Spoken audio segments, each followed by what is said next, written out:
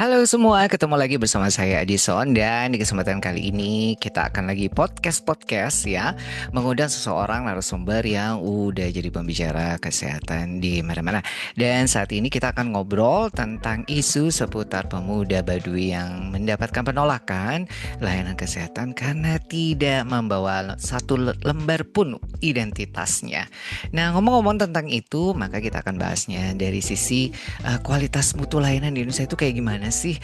Dan sampai kenapa mesti peristiwa seperti ini kok terjadi sehingga akhirnya mendapatkan perhatian dari seluruh masyarakat Indonesia, bahkan sempat juga disinggung oleh Bapak Menteri Kesehatan Bapak Budi Gunawan Sadikin. Dan tanpa berlama-lama lagi langsung aja kita sambut beliaunya Dr. Rusdi. Yeay. Halo Dokter Rusdi, apa kabarnya? Halo, baik, alhamdulillah. Iya, Terima kasih senang udah banget ngundang ya lo akhirnya ya. bisa ketemu lagi Mm-mm. setelah Iya, ya sama, sekian sama, lama. sama. Nah dok, ngobrol-ngobrol Mm-mm. tentang kualitas mutu Mm-mm. layanan kesehatan di Indonesia ini, Ya. tentu cerita tentang kisah pemuda Baduy yang kemudian mendapatkan Mm-mm. musibah pada saat dia itu mencoba untuk menyambung hidupnya dengan Mm. berjualan dan ternyata Mm. akhirnya dibegal Mm-mm. ya oleh ya Mm-mm. preman lah bisa kita bilang gitu ya. Mm-mm. Gimana menurut Dokter Rusdi tentang kejadian ini?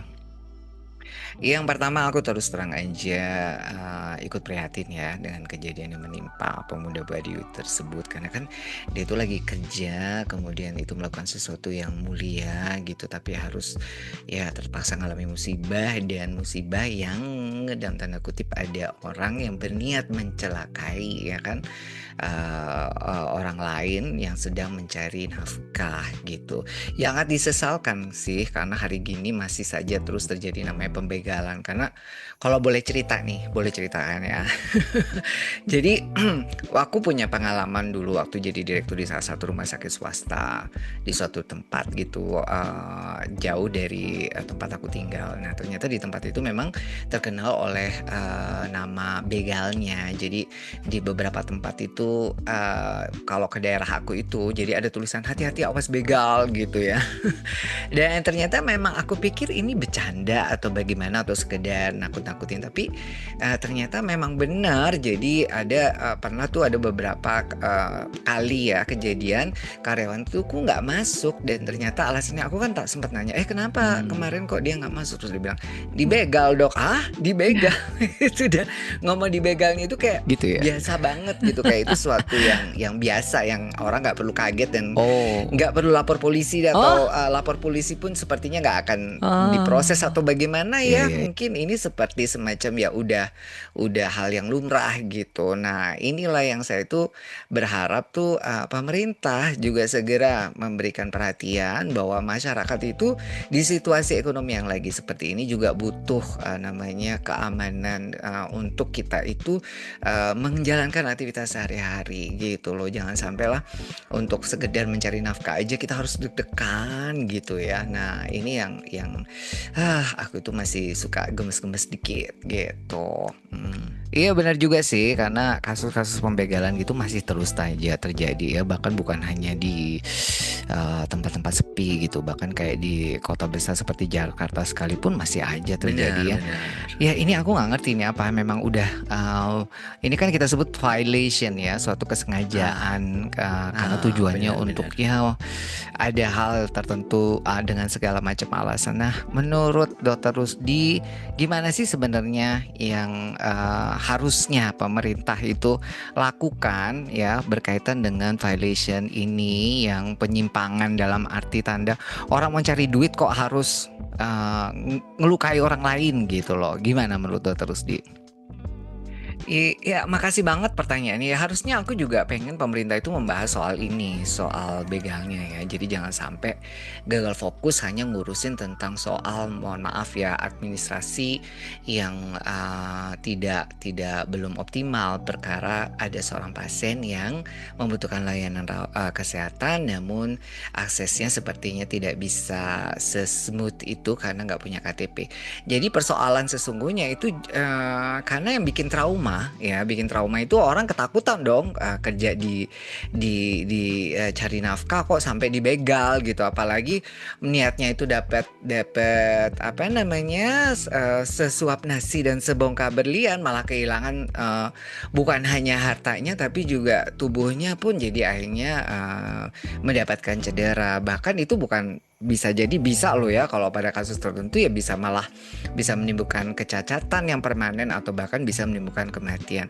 Nah, harusnya pemerintah juga berpikir dan juga menyikapi persoalan tersebut. Jadi harus dong ada titik-titik yang mana tuh titik-titik rawan, kalaupun memang nggak bisa ya, mana yang disebut titik-titik rawan, karena itu bukan hanya bikin trauma pada korbannya tapi keluarganya dan masyarakat sekitar gitu loh. Misalnya daerah situ-situ ya kan, jadi kan ya kita jadi was-was gitu ya, bukan hanya untuk mau cari kerja, jadi pulang kerja, berangkat kerja, atau lagi di jalan lagi bagaimana. Nah, ini kan harusnya pemerintah juga fokus ya, masalah mana nih titik-titik rawannya, terus bagaimana masyarakat juga ikut diberdayakan, komunitas itu ikut juga menjaga kalaupun memang pemerintah butuh bantuan kan gitu juga ya. Karena persoalannya bukan soal bagaimana sih masalah utamanya ini, bahwa masyarakat itu ada untuk melakukan violation tadi yang kamu bilang tadi ya, itu apakah karena memang betul-betul karena butuh duit, gak punya pekerjaan sehingga harus membegal orang lain, atau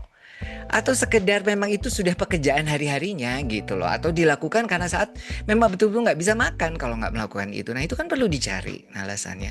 Nah, sampai saat ini juga jangan sampai gagal fokus untuk menyelesaikan persoalan itu gitu. Kalau perkara misalnya, mohon maaf ya, itu kan ya sekali lagi memang kebetulan orangnya masih bisa jalan ke rumah sakit. Jadi istilahnya pemerintah juga harus fokus bagaimana upaya mencegah terjadinya pembegalan, namanya pencegahan primer ya. Yang kedua, pencegahan sekunder, bagaimana kalau sudah ada yang dicelakai orang lain, kemudian korbannya itu masih bisa ditolong, itu bagaimana selanjutnya, supaya penanganan selanjutnya itu bagaimana, korban-korban kekerasan, korban-korban perampokan, itu mau bagaimana penanganannya ya. Pemerintah harus punya regulasi yang jelas gitu. Dan yang ketiga juga ada pencegahan sekunder, yaitu di mana rehabilitasi daripada korban, karena korban ini kan untuk bisa juga ada trauma fisik, juga ada trauma psikis. Jadi itu bagaimana rehabilitasinya, termasuk warga dan masyarakat yang juga ikut trauma akan kejadian ini. Jadi jangan sampai gagal fokus lah istilahnya sekarang begitu ya. Jadi maksudku ya begitulah yang aku mau, aku minta. Mestinya Oke, alright. Oke. Berkaitan dengan balik lagi ke topik utama ya. Kali ini kita mesti ngomongin tentang masalah layanan kesehatan di Indonesia pada umumnya lah, terutama untuk kegawat daruratan ini. Menurut Rusdi gimana sih kualitas kita itu di mana sih, levelnya kayak gimana sih gitu ya. Coba Dokter Rusdi kan pemerhati juga tentang layanan kesehatan ini. Menurut pendapat dokter gimana? Menurut aku ya, jadi ini pendapat aku ya. Jadi bisa setuju, bisa juga enggak nih, tergantung nih yang mendengarkan. Tapi sih kalau aku mencoba membandingkan, let's say 20 years ago atau 15 years ago, tentu saja sudah jauh lebih bagus dibandingkan dulu ya. Jauh banget, apalagi dengan adanya universal health coverage ini sudah banyak sekali menolong jutaan orang, dan juga banyak juga industri-industri layanan kesehatan yang bertumbuh dan memberikan penghidupan, pekerjaan, juga penghasilan untuk para tenaga medis, tenaga kesehatan Indonesia, dan juga terutama pada saat COVID-19 kemarin, keberhasilan kita itu patut diapresiasi. Sekali lagi patut juga dikenang dan tercatat dalam sejarah ya, keberhasilan bangsa kita, dan juga petugas medis, petugas kesehatan, pengabdi layanan kesehatan tuh yang berhasil melewati masa-masa sulit, terutama pandemi kemarin. Nah, namun juga karena sekarang ini kan semakin kesini memang masyarakat semakin kritis, juga mereka juga menjadi semakin lebih tahu haknya, dan juga karena akses informasi yang bisa didapat dari mana aja, sehingga mereka juga bisa tahu lah, semakin kesini semakin tahu batasan-batasan yang mana sih yang sesuai standar layanan lah pada umumnya ya, mana yang kurang. Jadi mereka juga bisa lebih kritis apakah ada kerugian-kerugian yang mereka mereka itu bisa saja meminta pertanggungjawaban. Nah, dalam kaitannya dengan hal ini memang bukan hanya terjadi di negara kita, di banyak negara pun demikian. Jadi sudah nggak bisa dibendung lagi.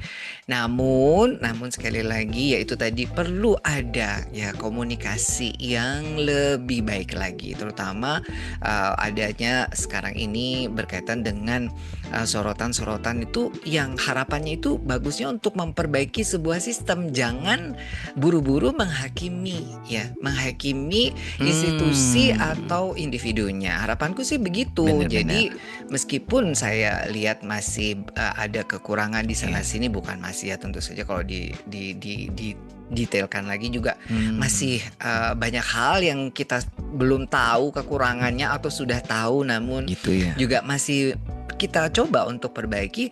Namun kalau saya bandingkan let's say ya beberapa tahun ke belakang, tentu saja kemajuan Indonesia ini patut untuk diberikan apresiasi begitu.